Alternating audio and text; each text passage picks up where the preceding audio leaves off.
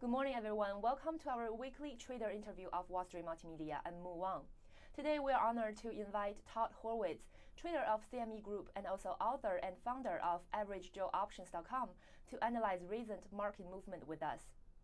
Hi, Todd. How are you? My first question is about declining crude oil price.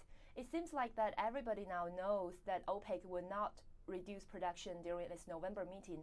So is there anything new that we should expect from this meeting? And what's the impact on the global oil prices? I think the only thing you can expect from the meeting is possibly that they're going to expand their production and try to drive prices lower. I don't see, these prices look like they're going to go lower. In the U.S., we are the largest driller of oil, so we have the largest supply. So I think that OPEC may try to flood the market, if anything. According to Deutsche Bank's estimate, Saudi Arabia would need Brent to be priced average $99 per barrel to balance its budget the current fiscal year. Also, if OPEC countries want to make more market shares by contributing to oil prices downwardness, does it reveal the underlying inconsistency between their economic and political strategies?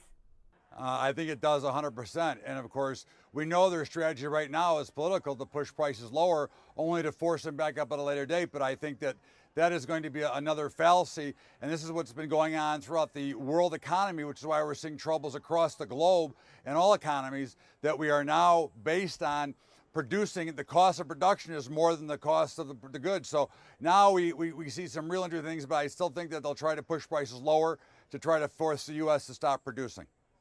And what's the reason behind the gold's price rally last Friday on November 14th? Is gold a good investment choice right now? I think gold's rally was probably a typical dead cat bounce off a bottom, probably a little bit of a short squeeze. Is it a good investment? I think if you're buying physical gold and you're going to put it in your portfolio and not have to sell it tomorrow, it's probably a good investment because it probably will appreciate. Is now the right level? It looks like gold still wants to work its way lower. I think if we can see a weaker U.S. dollar, gold would be a better investment. But with a strong dollar, gold continues and figures to go lower. So I would look for gold to sell off first before being a buyer and looking to accumulate. The last question is, what kind of news should we pay close attention to this week that may have impact on the commodity markets?